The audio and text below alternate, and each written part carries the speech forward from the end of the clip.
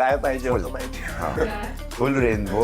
इथनं कलर्स सगळे 7 कलर्स पाहिजे होते, रेनबो. रेनबो पूर्ण. मला दुसरी आयडिया होती की स्टेज सारखे पडदे प्रिंट करून घ्यायचे दोन्ही वॉल्सवर आणि त्याला एक 3D इफेक्ट त्या ह्याला डेफ आणता येते का असं बघायचं. पूर्ण ड्रॅमॅटिक हवं होतं. रंगेल एकदम, खूप कलरफुल. मग सांगावं लागलं की आपली पर्सनॅलिटी काय आहे, कसं आहे, आपण लोकांपुढे काय आहोत. शराबीमध्ये कसे अमिताभ बच्चननी तसे मोठे मोठे खरंच. हे लावलेले होते फोटो. एकदा फोटो लावायचे असंही माझ्या डोक्यात होतं की सगळे माझे वेगवेगळे फोटो काढून ते अनेक ठिकाणी लावायचे. म्हणजे सेल्फ ऑब्सेस ऍक्टर सारखं करायचं. ते केलंय बेडरूम मध्ये, सेल्फ ऑब्सेशन सगळं. मिरर, बाथरूम मध्ये मिरर.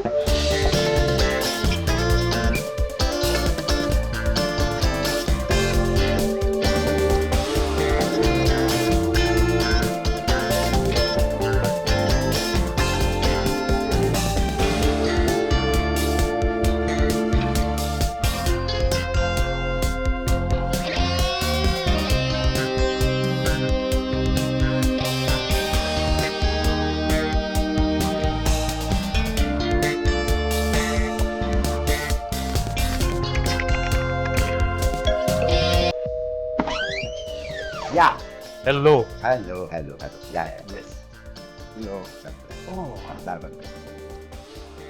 सो आम्ही परत आलेलो आहोत. येस. आणि लास्ट टाइम आपण मिलिंद सरांच्या घराची होम टूर केली. आपल्याला भरपूर अमेझिंग रिस्पॉन्सेस आले आणि ती होम टूर बघितल्यानंतर बऱ्याच लोकांनी आम्हाला प्रश्न विचारले की हे कोणी केलंय, काय केलंय. सो लेट मी इंट्रोड्यूस ओम, ज्यांनी इंटिरियर केलेलं आहे. आणि sir thank you so much. So बघूया की ह्या घरामागची स्टोरी काय. इंटिरियरमध्ये जाण्याच्या आधी मला एक गोष्ट क्लिअर करायची की गेल्या टेलिकास्ट नंतर अनेक कमेंट्स आल्या की असे कपडे का घातले, तसे कपडे का घातले. त्यामुळे इंटिरियर बरोबर माझं एक्सटिरियर पण आज बदललेलं आहे. एक काय म्हणलं, काय याचं नाव, हां, खणेरी नावाचा ब्रँड आहे हा, ज्यांचे शर्ट्स मानसी जोशी नावाची एक खूप फेमस ॲक्टर आहे जी देवबाभरीमध्ये काम करते, हजारो शोज केले आहेत. तिचा हा ब्रँड आहे. तिने मला हा शर्ट गिफ्ट केलेला आहे. सो तो शर्ट आणि पॅन्ट असं एक व्यवस्थित, ज्या लोक आजकालच्या काळात डिसेंट कपडे असं म्हणतात, असं डिसेंट कपडे घालून मी उभा आहे आज सगळ्यांच्या. बरं, बाय द वे, तुमचं ते इंटिरियरचं ड्राय बोलणं सुरू करण्याच्या आधी मला तुला एक गोष्ट सांगायची आहे की ओम, सविता प्रभुणे, सुबोध भावे, पूर्वा गोखले, माझ्या सिरियलचा हिरो सहबान आझीम, शगुन पांडे हिंदी सिरियलचे हिरो, त्याच्यानंतर असे अनेक कलाकार लोक माझ्या घरी येऊन गेले. सुप्रिया पाठारे आहे, पौर्णिमा वैद्य, पौर्णिमा नाही सॉरी पल्लवी वैद्य, वैभव चिंचाळकर हे डिरेक्टर, ज्यांचा आत्ताच कंपशी नावाचा सिनेमा रिलीज झालेला आहे ते. सो हे सगळे लोक घरी येऊन गेले आणि त्या सगळ्यांना इंटिरियर खूप आवडलेलं आहे. त्यांचं म्हणणं आहे की अतिशय एक पॉझिटिव्ह आणि कोझी वाईब येते या घरात आल्यानंतर. घर वाटतं, हॉटेलची रूम वाटत नाही. त्याच्यानंतर त्यांना कलर चॉईस भयंकर आवडलेला आहे की तो जो सेज ग्रीन आहे आणि तो जो सगळ्या वूड पॅटर्नला मॅच झालेला आहे आणि एकंदरीत घराचा कलर, हे सगळं त्यांना आवडलेलं आहे. बरं, त्यांना असं वाटतं की आपण फ्लोरिंग वगैरे पण बदललेलं आहे, जे आपण बदललेलं नाही आहे खरं तर. सो आय मीन टू से की ही कॉम्प्लिमेंट आहे की सिव्हिल वर्क काही न करता तुझं इंटिरियर हे मर्ज झालेलं आहे त्या सिव्हिल वर्कची, की तो त्याचाच पार्ट वाटतोय. सो ही खूप मोठी कॉम्प्लिमेंट आहे जी ह्या लोकांकडून आलेली आहे. आणि त्यांचा दुसरा एक त्यांना असं वाटलं की कम्फर्टेबल का वाटतं इंटिरियर, तर कुठेही असं जपून हालचाल करावी लागत नाही. सुबोध भावे येऊन ह्या कार्पेटवर खाली बसलेले आहेत. हो, सविता प्रभूने कुठेही बसलेले आहेत इथे की हां मला इथे कम्फर्टेबल वाटतंय, मी इथे बसते. सो इतपत सगळे कम्फर्ट झोन आलेलं आहे या घराला, विच इज अ, त्यामुळे थँक्यू. चांगलं डिझाईन करून दिलंस मला दिली त्याच्याबद्दल थँक्यू. आणि बघूया की नक्की या इंटिरियरच्या मागे काय काय घडलं, द रिअल स्टोरी. ओके, तर लास्ट टाइम आपण अख्खी होम टूर बघितली. जसं मी आता इंट्रोडक्शन मध्ये म्हटलं की आपण आता बघणार आहोत ह्या घरामागची स्टोरी. जेव्हा तुम्ही डिझाईन करता, राईट, तुमची एक स्पेसिफिक काहीतरी स्टाईल असेल, तर कोणतंही घर डिझाईन करायच्या आधी काय तुम्ही विचार करता आणि what is your specific style, की that is your TRP or USP, I would say. USP is the right word. मी पर्सनली कनेक्ट होण्याचा विचार करतो. पर्सनली कनेक्ट झाल्यामुळे मला काय आहे ना, त्या माणसाची जीवनशैली कळते की तो माणूस कसा राहतो, काय एक्सपेक्टेशन्स आहेत किंवा त्याचं प्रोफेशन काय आहे. सो हे अंडरस्टँड करतो आणि एखादी विजिट मी करतोच त्यांच्या घरी की ज्याच्यामध्ये मला कळतं की घरामध्ये किती पॉझिटिव्ह वातावरण आहे, ऊर्जा काय आहे. म्हणजे अर्थात हे एवढं डिटेलमध्ये मी नाही जात वास्तूमध्ये, पण एक आपल्याला सर्वसाधारण अनुभव येतो की ह्या व्यक्तीचं ओव्हरऑल नेचर असं आहे आणि ह्यांना एवढी रंगसंगती आवडते, एवढेच कलर कॉम्बिनेशन आवडतात, रिस्ट्रिक्टेड आहे का, जास्त स्कोप मिळणार आहे का त्या प्रोजेक्टमध्ये, ते ठरवून माझी स्टाईल प्रत्येक वेळेस बदलते कामाची. एक कलाकारचं घर आहे, बऱ्याच ठिकाणी त्या माणसाने काम केलंय, बऱ्याच लोकांना भेटले आहेत, तर मग अशी कॉन्सेप्ट होती की त्यांची पर्सनॅलिटी जी आहे म्हणजे एक कलाकार म्हणून ती रिफ्लेक्ट व्हायला पाहिजे. त्या घरामधून कोणीतरी त्यांची छाप नेली पाहिजे सोबत. सो माझ्या डोक्यामध्ये हे सगळं चालू होतं. माझं ऑब्झर्वेशन असं होतं की थोडी माणुसकी जपणारा, साधेपणा असलेला, जास्त माणुसकी जपणारा, साधेपणा असणारा व्यक्ती किंवा नुसता दिखाऊपणा उगाचच नकोय अशी कॉन्सेप्ट होती माझ्या मनात. आय ॲग्री टू दिस. हे माझं एकदम क्लिअर मत होतं. एकदम क्लीन लाईन्समध्ये डिसेंट कलर कॉम्बिनेशन, खूप दमून आपण ऑलरेडी कलाकार असल्यामुळे वेगवेगळ्या लोकांना भेटणं, वेगवेगळे कलर्स अनुभवणं हे बाहेर असतंच की, मग घरामध्ये थोडा कामनेस आणणं आणि बेडरूममध्ये उबदारपणा असणं ते कलर्समधनं, हे सगळं माझ्या डोक्यात होतं. पण नंतर मग आम्ही जेव्हा भेटलो तेव्हा मग जसे एक्सपेक्टेशन्स, कारण माणूस बाहेर काम करतो, ओके, तर बाहेर जे बघतो ते घरामध्ये आणण्याचा प्रयत्न करतो, आपण सगळेच करतो. तर तसंच ह्यांच्या बाबतीत पण झालं की एक्सपेक्टेशन्स वाढत गेले वेगवेगळे, की हे कलरफुल पाहिजे, ते कलरफुल पाहिजे, मग इकडे हा कलर का नको. आपण तरी आम्ही थोडेसे बॅलन्स करून इथे कलर्स घेतलेत, पण ते मॅच व्हायला पाहिजे त्या हिशोबाने. पहिल्यांदा जेव्हा आमचं बोलणं झालं तेव्हा डिस्कशनचा मुद्दा असा होता, मी त्याला असं सांगितलं होतं की बाबा त्याचाच मुद्दा पुढे नेऊन की एक कलाकाराचं घर म्हणून मला ते खूप कलरफुल हवं होतं, की I wanted that feel of 24 hours on stage. तर त्यामुळे ही जी वॉल दिसते त्या वॉलला नाटकाचा जसा मखमली पडदा पूर्वीच्या काळी असायचा, आजकालचे भंगार असतात पडते ते वॉल, पण पूर्वीच्या काळी जसा एक पडदा असायचा तसा तो एक छान पडदा प्रिंट करून घ्यायचा वॉलवर आणि ह्या वॉलला अशी काहीतरी ट्रीटमेंट करायची की जेणेकरून त्याचा एक 3D इफेक्ट मिळून ह्या सोफ्यावर मी स्टेजवरच बसलेलो आहे असं मला फील येईल. असं होतं डोक्यात जे यांनी सगळं खोडून काढल्यानंतर. आणि त्यामुळे सुरुवातीला आमच्या कन्सेप्ट अजिबात मॅच होत नव्हत्या खरं तर, काय इंटिरियर करायचं आहे. आणि एका लेवलला आय गेव अप. मी त्याला सांगितलं, म्हटलं हे बघ मी तुला पैसे देतोय, मला चांगलं घर करून दे, हेच शब्द होते. आणि मला प्रश्न विचारायला येऊ नकोस की काय करायचं काय नाही. ते जर काय चांगलं दिसलं तर उरलेलं पेमेंट मिळेल, नाही तर मिळणार नाही. इतकं क्लीन मी त्याला ओपन हँड दिलेला होता हे घर करायला, की you design it as per your concept. तो बेसिकली त्यांनी रिअल लाईफ आणि रिअल लाईफ वेगवेगळं करून दिलं. Yes, absolutely. घर बघून एखाद्या माणसाची पर्सनॅलिटी कळते का? माझ्या मते दोन्ही गोष्टी होतात. कधी कधी आपण फसवू पण शकतो लोकांना टोटल की मी कसं आहे दाखवत पण नाही, आणि कधी कधी कळतं. पण इन जनरल मी असं बघितलेलं आहे, म्हणजे आता ऑफकोर्स हे मी कलाकार असल्यामुळे मी हे ड्युएल प्ले करू शकतो, पण अदरवाईज माझ्या मते घर बघून लोकांची पर्सनॅलिटी कळते, की कळते, कलरचा चॉईस बऱ्यापैकी कळते. आणि कळण्यासाठी काय असतं की आपलं ऑब्झर्वेशन काय असतं एका इंटेरियर डिझायनरचं, की तुम्हाला एंटर केल्यावर तो किती फंक्शनॅलिटी स्पेस ठेवलेली आहे किंवा उगाचच पसारा मांडलेला नाही आहे किंवा किती क्लीन आहे, नॅचरल लाईट किती चांगली येते, ह्याच्यावर मला असं वाटतं की पर्सनॅलिटी त्या माणसाची करेक्ट जीवनशैली कळते. Correct correct correct correct. आणि इव्हन फर्निचरचा चॉईस, आर्टिफॅक्ट्सचा चॉईस, करेक्ट, हो, किंवा छोट्या छोट्या गोष्टी समजतं. लाइटिंग सुद्धा तुम्ही किती केलेलं आहे इंटिरियर करताना याच्यावरही कळतं. म्हणजे आता एक तर 10 फुटाच्या सिलिंगला जर का मी एक वरनं 3 फूट लोकांना झुंबर लावणार असेल नाही तर नाही, खरंच त्याला काही पण अर्थ, एक्झॅक्टली, त्याला काही अर्थच राहत नाही. मला काय वाटतं जनरली आपण जेव्हा मुंबईत राहतो तेव्हा असं आपण म्हणतो की जनरली मुंबईतली घरं ही थोडी काड्यापेट्यांसारखी असतात. तर मग ह्या छोट्या घरांमध्ये तुम्ही जनरली स्टोरेज कसं मॅनेज करता? एक तर पहिलं मुंबईमध्ये आम्ही काड्यापेटात राहतो हे विधानच मला मान्य नाही आहे. याला काही अर्थ नाही. Basically Mumbai is a very practical city. त्यामुळे तिथे प्रॅक्टिकॅलिटीला सगळ्या गोष्टीत महत्त्व दिलं जातं.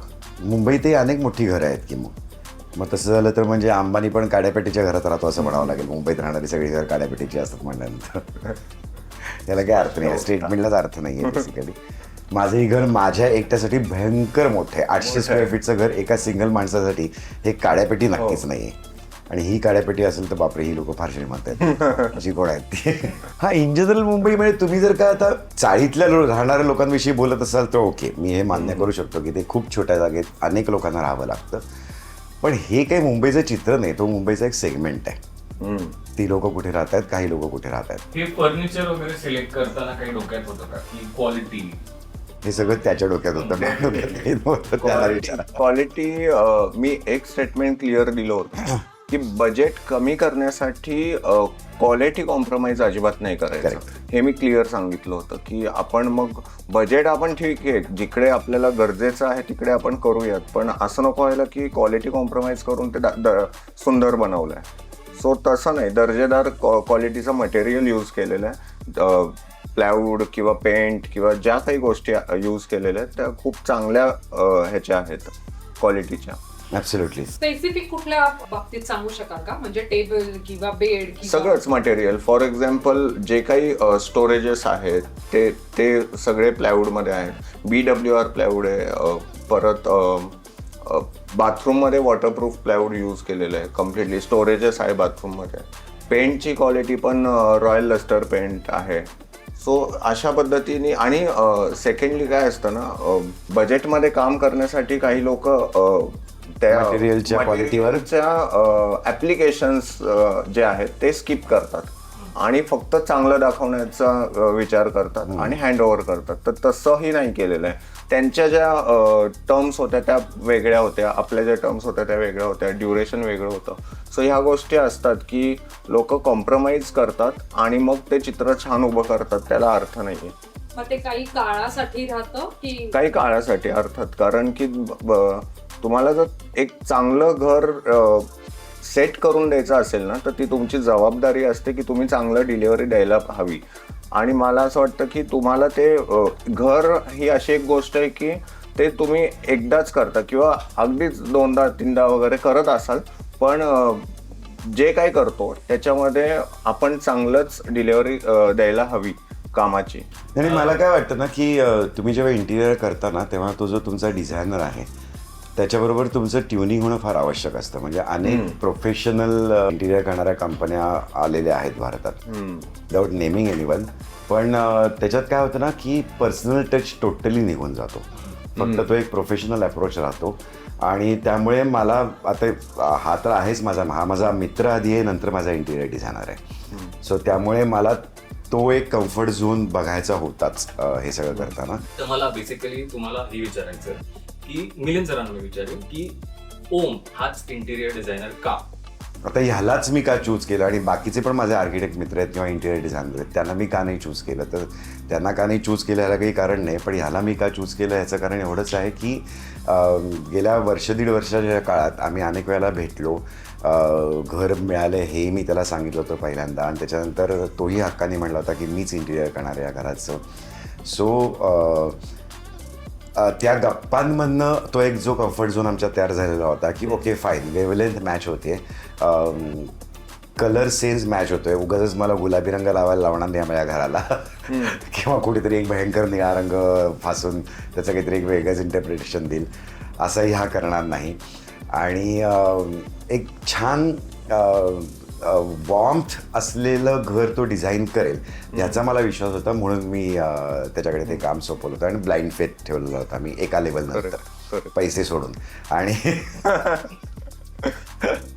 त्यामुळे त्यांनी ते खूपच चांगलं, माझ्या कन्सेप्ट खूप वेगळ्या होत्या, पण हे जे काय घर झालं ते खूपच मला आवडणारं आणि ऑब्व्हियसली लोकांना आवडणारी झालेलं आहे. पर्सनल टच बद्दल काय सांगाल? कारण तुम्ही म्हणाला की एक बोलण्यातून एक कम्फर्ट आला होता आणि एक पर्सनल टच आला.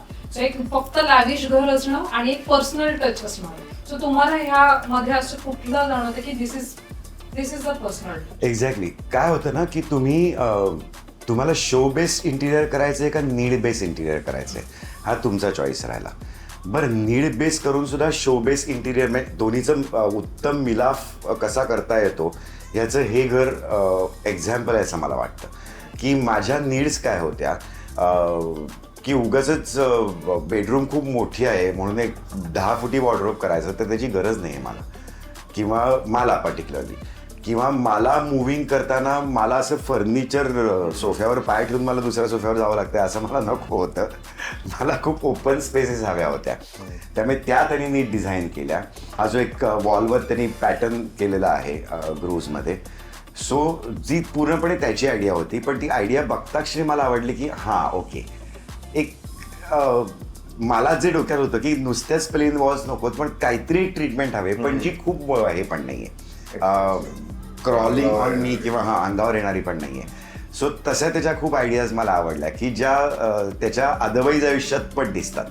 की he is a simple man. त्याची आधीची घरं पण मी बघितली होती त्यांनी इंटिरियर केलेली, किंवा त्यांनी एक पुण्यात फार सुंदर कॅफे डिझाईन केलेला होता पोर्ट रोडला. त्या कॅफेला पण मी गेलो होतो. तर तिथली वाईफ त्या सगळ्या गोष्टी बघून मला कळलं की ओके, हा त्या माणसाची पर्सनॅलिटी लक्षात घेऊन डिझायनिंग करतो आणि ते मला जास्त आवडलं. असं कोणता कॉर्नर होता किंवा कोणती कॉन्सेप्ट होती जी तुम्ही पहिले मांडली आणि ते अनशोर होते की नाही नको, पण नंतर त्यांनी फायनली अग्री केली? तसं बघायला गेलं तर सगळ्याच आयडियाज होत्या ज्या अनश्युअर होत्या. कारण की काय चित्र वेगळं होतं. कारण समोरच्याचं एक्सपेक्टेशन जे आहे सगळ्या गोष्टी पूर्ण करणं हे इंटेरियर डिझायनरचं काम नाही आहे. पण कुठली गोष्ट साजेशी आहे त्या माणसाला आपण कुठल्या चौकटीत बघतो आहे आणि मग आपण कसं प्रेझेंट करतो आहे, किंवा त्यांची पर्सनॅलिटी कशी रिफ्लेक्ट होईल, त्यांचा काम सुदिंग ॲम्बियन्स कसा मेंटेन होईल घरात, हे सगळं बघण्याचा विचार माझा होता. असं कधी झालंय का की हे सगळं जेव्हा तुम्ही करत होतात, म्हणजे काही महिन्यांची मेहनत असते, रेग्युलर मीटिंग्स होतात, असं कधी होतं का की बाबा काही ओढाताण झालीये, हलकीशी काही भांडणं झाली आहेत, किंवा क्रिएटिव्ह डिफरन्सेस असं म्हणेल, क्रिएटिव्ह डिफरन्सेस असं कधी झालेत? तसं माझ्या सगळ्या आयडियाज ह्यांना नकोच होते. बट कारण की एक कॉन्सेप्ट मांडली आणि मग ती लगेच ते इमॅजिनेशन जे आहे ना ते थोडंसं आमचं इमॅजिनेशनमध्ये थोडासा खेळ वेगळा होत होता. बरं 3D प्रेझेंट केले होते तरीही काय होतं, जेव्हा आपण प्रॅक्टिकली अप्लाय करतो ना तोपर्यंत समोरच्याला व्हिज्युअलाइज होत नाही. जसं की आता फॉर एक्झाम्पल TV युनिटचं हे जे पॅनल दिसतंय, सो हे पॅनल जे आहे ते अनश्युअर होतं. पण इकडे काय करायचं, का सिम्पल वॉलपेपर लावायचं हे क्लिअर नव्हतं आपलं. मग आपण ते एखादा एक पॅटर्न ॲड केला. ते बघ, या घरात जे जे रिकामे कोपरे दिसत आहेत ना, तर या सगळ्या भांडणातून ते रिकामे राहिलेले आहेत. ते रिकामे राहिले. की तिथे काय ठेवायचं काय नाही ठेवायचं हे शेवटपर्यंत सेटल झालं नाही. आत्ता माझ्या घरात एकही कॉफी टेबल नाहीये. सोफ्याच्या समोर जे युजली असतं ते, त्याच्यावरही आमचे भरपूर वाद झाले. सेंटर टेबल मी म्हणतो सेंटर टेबल घ्या, हे म्हणतायत की सेंटर टेबल नको, मला पाय पसरून बसायचंय. Correct. आय सेड ओके, मग ही तुमची कम्फर्टची एक व्याख्या आहे, तर मग ते जास्त मॅटर. हो, कारण आपल्याला असं बघून वाटतं लोकांना की कलाकारांच्या घरात सगळे असे खूप हेवी सोफे असतात, सगळे सोफ्यावर बसतात, किंवा भयंकर एक मोठं डायनिंग टेबल असतं 15 खुर्च्यांचं, त्याच्यावरच बसून सगळं. असं काही नसतं. माझ्याकडे येणारे अनेक मराठीतले उत्तम कलाकार जे माझ्या घरी येऊन चक्क खाली कार्पेटवर बसतात, बट ते त्यांच्या घरी असेच वागत असतात. त्यामुळे मला ती तशी स्पेस हवी होती की अरे बापरे, सगळं असं आता कुठे बसू याचा विचार करून जर का बसावं लागत असेल घरात, तर ते फारच घाणेरडं इंटेरियर असं माझं मत आहे. ते जर का एखादा माणूस घरात आला आणि तो कुठेही बसू शकला कम्फर्टेबली, तर that is the best interior. असं माझी कन्सेप्ट आहे बेसिकली, की जी यांनी फुलफिल केली. खरं तर मला स्पेसिफिक क्वेश्चन आहे की एखाद्या मिडल क्लास माणसाला नसेल प्रत्येकाचं तेवढं, एखादं घर डिझाईन करायचं असेल, तर तुम्ही काय सजेशन? अशा वेळेला मी सजेशन देईन की इंटिरियर डिझायनर घेऊच नका मुळात. अरे बापरे. नाही, तशी बरोबर आहे ऍक्च्युली. त्याचे वेगवेगळे प्रकार आहेत. Middle class, lower middle class, upper middle class, मग तुम्ही पुढे जाता. मिडल क्लास म्हणजे तुमच्या आमच्यासारखी माणसं. त्यांनी पहिलं एक असा निर्णय घ्यायला पाहिजे की घर तुम्ही चूज करताय तर त्याला इनफ व्हेंटिलेशन हवं, नॅचरल लाईट हवी जशी इकडे आहे. आर्टिफिशियल लाईट्स ॲड करून उगाचच खर्च वाढवू नये. तर मला असं वाटतं की नॅचरल मटेरियल जेवढे तुम्ही यूज कराल घरामध्ये ते जास्त ट्रेंडी पण वाटतात आणि ओव्हरऑल ॲम्बियन्सनुसार जाण्यायोग्य असले पाहिजेत. ते फक्त ते चूज नीट करायला हवे. नॅचरल मटेरियल्समध्ये तुम्ही टिकवूड कन्सिडर करू शकता. टिकवूडच्या चेअर्स किंवा पाईन वूड जर बजेट कमी असेल तर तसं करू शकतो आपण. किंवा मग विणकाम केलेली रॅटन जाळी असते जी आपण नॅचरल मटेरियलपासूनच बनवतो, आर्टिफिशियल नाही. नायलॉन किंवा ह्या गोष्टी नाही. ॲक्च्युअली जे बनतील त्या ट्रेंडला धरून राहतात. अननेसेसरली आजकाल सोशल मीडियावर मी पाहतो ना तर माझं ऑब्झर्वेशन आहे की लाईम वॉश हा एक प्रकार आहे. What is lime wash? Lime wash आपण ट्राय केला होता एक तो पॅटर्न करायचा. तर वेगवेगळ्या पॅटर्न मध्ये पेंट केल्यासारखं दिसतं ते. लोकांना असं वाटतं की बरेच टेक्स्चर्स किंवा खूप जास्त लाईम वॉश इफेक्ट किंवा टेक्स्चर्स ॲड केले तर तो खूप चांगला आउटकम येतो. तर तसं नाही आहे. तुम्हाला एका ठराविक स्पेसिफिक एरियासाठी तुम्हाला त्या गोष्टी अप्लाय केल्या तर त्या युजफुल असतील. असं सगळंच कॉपी पेस्ट किंवा असं सगळ्याच गोष्टी एकत्रित आणून तुम्ही नाही करू शकत. ते ट्रेंडी नाही वाटत, ते अंगावर येतं. मग म्हणजे त्याच्या माझ्या बेडरूमची बेडमाची वॉल पेंट करताना त्या डोक्यात एक होता पॅटर्न लाईम वॉशचा. त्याने एका पेंटरला बोलवलेलं पण होता. त्या पेंटरनी लाईम वॉशच्या नावाखाली जी काय माती खाल्ली ती बघितल्यानंतर ती सगळी आयडिया स्क्रॅप केली. म्हणजे त्याची तरीच केली की नको हे नकोच करून घ्यायला आपण ह्याच्याकडनं. आपण आत्ता प्लेन छान जे ग्रीन छान वॉल दिसते माझ्या बेडरूममधली, सो ती ग्रीन वॉल प्लेन ठेवूया आणि मग नंतर आपण त्याच्यावर वॉलपेपर वगैरे ॲड करूया. बेडरूममध्ये पाहिलं तर एकच कलर आहे जो वेगळा आहे आणि असे वेगवेगळे टेक्स्चर्स किंवा कलर्स किंवा वॉलपेपर्स आवडलेत म्हणून लावणं हे चुकीचं आहे. जेव्हा आपण एखादी गोष्ट डिझाईन करत असतो तेव्हा भरपूर डोक्यामध्ये आयडिया असतात. हे करू ते करू ते करू. जसं मगाशी सर म्हणाले की त्याने इथे कर्टन्स हवे होते, एक 3D इफेक्ट हवा होता, असं सगळं. आपण जेव्हा आपलं घर डिझाईन करतोय तेव्हा काय गोष्टी डोक्यात ठेवल्या पाहिजेत आणि हे जे क्रिएटिव्ह तुम्ही दोघांचे मध्ये कधी हे बॅलन्सिंग झालंय का? किंवा नाही ही आयडिया मला नाही पटली, नाही ही पटली, असं करत करत करत इथपर्यंत आलंय का? कसं काय, म्हणजे ती जर्नी कशी होती?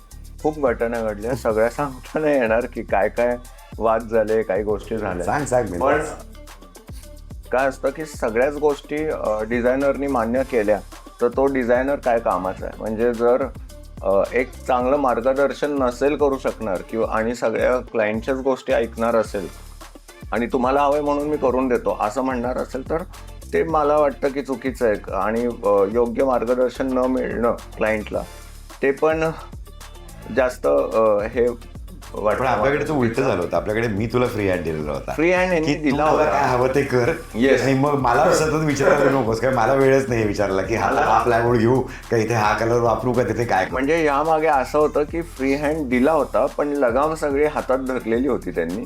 आणि मग मला असा विचार पण यायचा की आता हे विचारून करूया, पण विचारून केलं तर माणूस भडकेल की उगाचच आणि झालंय पण तसं की आपण अप्रुव्हल घेत असतो की 3D दाखवतो, 2D दाखवतो, त्यांना ते आवडलं.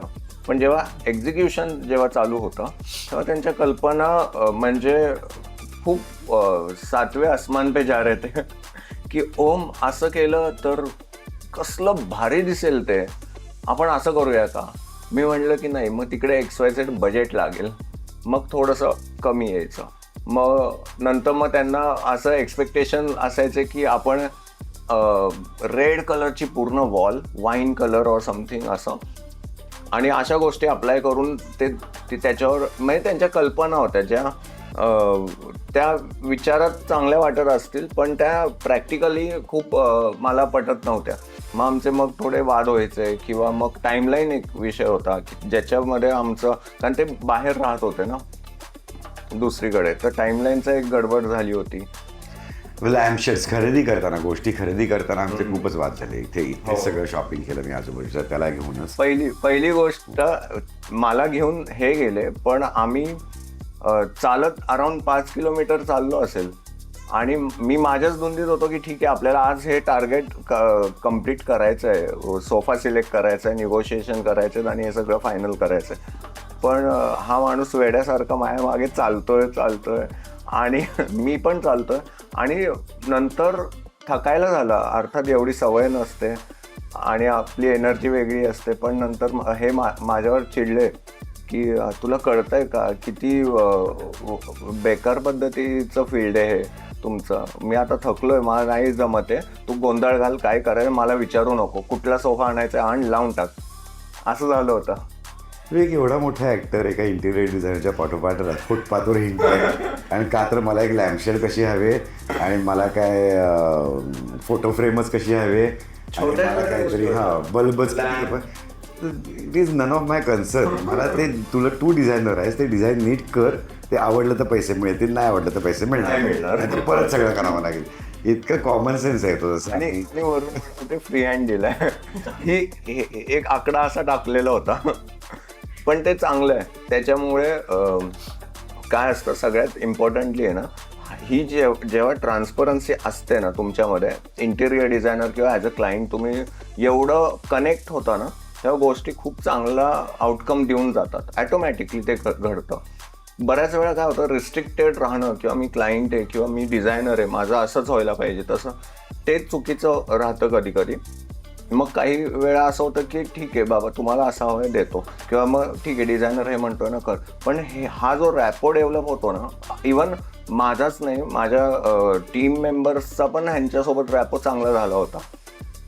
सो हे असायला पाहिजे. नाही पण एखाद्या कलर चॉईस विषयी किंवा फर्निचर विषयी किंवा डेकॉर विषयी असे तुझे कुठले थंब रूल असतात का की हां हे पाहिजेच किंवा ही माझी स्टाईल आहे? प्रत्येकाची एक सिग्नेचर स्टाईल असते. मला प्लांट्स खूप आवडतात. मला ते पाहिजेच आणि नॅचरल प्लांट्सच हवेत. असं नको की आर्टिफिशियल प्लांट्स दाखवायचेत म्हणून मी लावून टाकलेत, तसं नको. सो नॅचरल प्लांट्स असायलाच हवेत. फ्रेम्स, फोटो फ्रेम्स असायलाच हवेत. त्यांनी तुमच्या चांगला लुक डेव्हलप होतो, एक कॅरेक्टर मिळतं घराला.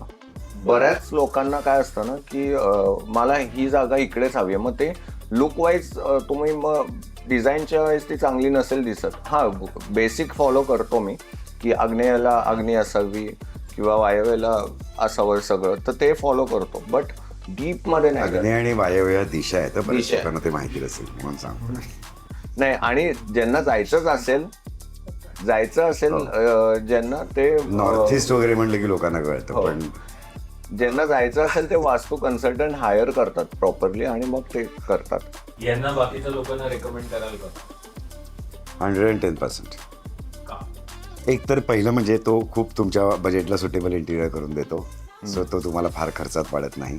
तुमचा चॉईस काय हे लक्षात घेतो आणि त्याप्रमाणे तुम्हाला आयडियाज सांगतो. तो त्याच्या आयडियाज तुमच्यावर थोपवत नाही की इकडे इटालियन मार्बलच लाव, तिकडे काय जैसलमेरी येलोस्टोनच लाव, किंवा इकडे काय खूप असं सगळ्या भिंती क्लॅड करून झाकूनच टाकू आणि मग परत त्याच्यावरती एक पेंटिंग लावू. हे असले काहीतरी खुळचट कल्पना तो सुचवत नाही लोकांना. त्यामुळे तो खूप बेसिक लेवलला पण तरीही खूप क्लासी अशी त्याची स्टाईल आहे, असं माझं मत आहे. शो ऑफ दिसत नाही पण तरी खूप क्लासी ते सगळं दिसतं की ज्याचं इम्प्रेशन खूप चांगलं पडतं. ही त्याची स्टाईल आहे असं मला आत्तापर्यंतचे सगळे प्रोजेक्ट बघून वाटलेलं आहे. त्यामुळे मी त्याला डेफिनेटली रेकमेंड करेन लोकांना. बरं मला सांग की आता मी नाटक किंवा शूटिंगच्या निमित्ताने अनेक ठिकाणी हिंडत असतो, तर कधीतरी मला असं वाटतं की राजस्थानला गेलो आहे तर असं एक छान असे मोराची पिसं विकत घ्यावीत आणि ती अशी भिंतीवर लावावी तिथे, किंवा कुठेतरी एक साऊथला गेलो मी सपोज, तर साऊथला केन आणि बांबू याचे प्रोडक्ट्स खूप मिळतात, किंवा मास्क मिळतात कथकलीचे. तर असा एक भला मोठा मास्क मी घेऊन आलो आणि तो कुठल्या तरी वॉलवर चिकटवला. अशा प्रकारच्या गोष्टींना तू कसं ॲकोमोडेट करतोस तुझ्या इंटिरियरमध्ये? का ह्या गोष्टी युजली तू लोकांना सांगतोस की नाही तुम्ही जरा विचारत जा आधी की काय आणायचंय काय नाही. तुम्हाला भले एखादी गोष्ट आवडलेली असू शकते पण ती खरंच त्या घराच्या इंटेरियरला सुटेबल होते Correct. की नाही हो. याचा विचार केला गेला पाहिजे हो. का. तेच मी सांगेन की आता तुमचं घर कसं डिझाईन केलेलं आहे त्याच्यावर तुम्ही सिलेक्ट करा. मग तुम्ही कुठेही जा, मग तो ऑब्जेक्ट जो किंवा आर्टिफॅक्ट तुम्ही घ्याल तो तुमच्या घरामध्ये तो कुठल्या जागेत ठेवणार आहात, तो तिथे चांगला सूट होईल का, एवढं इमॅजिनेशन, एवढा बेसिक स्टडी तर आपण केलाच पाहिजे. आणि आवडलंय म्हणून घेण्याचा मोह जो असतो की छोटे छोटे आर्टिफॅक्ट्स असतात काही असे मी पाहिले ते जे आपण शेल्फवर ठेवतो ते क्यूट वाटतात स्टार्टिंगला, नंतर काय होतं एक आठवड्यातच त्याच्यावर धूळ होते, वेल मेंटेन नाही राहत. मग अशा गोष्टी तुम्ही थोड्याशा टाळल्या पाहिजेत. मला असं वाटतं की तुम्ही आर्टिफॅक्ट्स कन्सिडर करताना तुमच्या घराचा ओव्हरऑल विचार करा की तुमच्या घरामध्ये हे साजेसं आहे का, आणि मग तुम्ही तो विचार करून घ्या. त्यांनी काय होईल ना, तुमचं घर अजून चांगलं दिसेल. इन्स्टेड ऑफ तुम्ही खूप जास्त गोष्टी छोट्या छोट्या ठेवून ते खूप बिझी दिसून जाईल. सो ते ब्रीदिंग स्पेस चांगली वाटली पाहिजे त्या घरामध्ये आहे. इंटिरियर डिझाईन करणं ही वेगळी कन्सेप्ट, वेगळी गोष्ट आहे. हो. आणि घर सजवणं ही वेगळी. वेगळी कन्सेप्ट झाली. सो घर सजवणं याचं तुझ्या मते काय आहे, काय व्याख्या आहे या शब्दाची, की घर सजवणं म्हणजे काय करायचं असतं? घर सजवणं म्हणजे एक असतं की तुम्ही नेटकेपणा ठेवायला हवा घरामध्ये. आणि सेकंडली कुठलेही आपले सरफेसेस असतात, जसा प्लॅटफॉर्म असतो, टी व्ही युनिटचा प्लॅटफॉर्म म्हणा किंवा सिटिंग एरिया, आपण त्याच्यावर नेसेसरी नसलेल्या गोष्टी त्याच्यावर ठेवतो आणि त्याला मग सजवणं असं नाही म्हणता येणार, त्याला जस्ट गोष्टी अडचण करणं असं म्हणता येईल. सो मला असं वाटतं की तुम्ही मिनिमलिस्टिक विचार करा, घरामध्ये मिनिमलिस्टिक गोष्टी ॲड करा. फोटो फ्रेम्स आवडल्या घ्या, थ्रोज आवडले ह्याच्यावर ठेवायला तर ते कन्सिडर करू शकता. तर अशा छोट्या छोट्या गोष्टी घ्या. लॅम्प आवडला, टेबल लॅम्प, तर तो तुम्ही कन्सिडर करा. पण त्याच्यासोबत अजून एक 2-3 प्लांट्स हवेत, मग ती अडचण करू नका. सो ह्याला सजवणं नाही म्हणणार. सजवणं म्हणजे मिनिमलिस्टिक गोष्टींचा योग्य पद्धतीने त्या जागी वापर करणं. By the way Om, interior तर सगळं तू केलेलं आहेस, पण पडदे कसे वाटले तुला? पडद्यांचं टेक्स्चर चांगलं आहे आणि चॉईस तुमची. उत्तम आहे उत्तम आहे, हो. पडद्याचं, तेच हवंय. कारण हा पडद्यांचा चॉईस माझा आहे. हा इंटिरियर डिझायनरने मला सांगितलेला नाही कुठले पडदे लावायचे ते. मी त्याच्या मागे लागलो होतो, सांगितले होते पण ऐकलं नाही. सांगितलं होतं जी पण मला ऐकलं पसंत नाही. नव्हती आणि त्यामुळे मी माझ्या चॉईसने पडदे घेतलेले आहेत नाही, आणि जे करेक्ट सूट झालेले आहेत. परफेक्टली सूट. सो जे आमचं ट्युनिंग कसं झालेलं आहे ना, त्याचं हे पडदे हे उत्तम उदाहरण हो. आहे की एकमेकांना न विचारता ते पडदे लावून लावले, टाकले. पण ते छान छान लागले. हा. Okay, I think that was a great conversation. आणि तुम्हाला एपिसोड आवडला असेल तर शेअर करा, सबस्क्राईब करा. मुळात काय ना, तुमचे पैसे वाचतील, तुमचा वेळ वाचेल. या सगळ्या टिप्स समज तुम्ही फॉलो केल्या तर ते पहिलं. दुसरं, अशी घरं समज तुम्हाला डिझाईन करून हवी असतील तर ओम सर, ज्यांना आपण आता जस्ट भेटलो, ओम इंटिरियर्स, ज्यांनी हे पूर्ण डिझायनिंग केलेलं आहे, त्यांना कॉन्टॅक्ट करायला विसरू नका. त्यांचे सगळे डिटेल्स डिस्क्रिप्शन मध्ये दिलेले आहेत. आणि बघत राहा, शेअर करा, कमेंट करा आणि सबस्क्राईब करा. Thank you so much.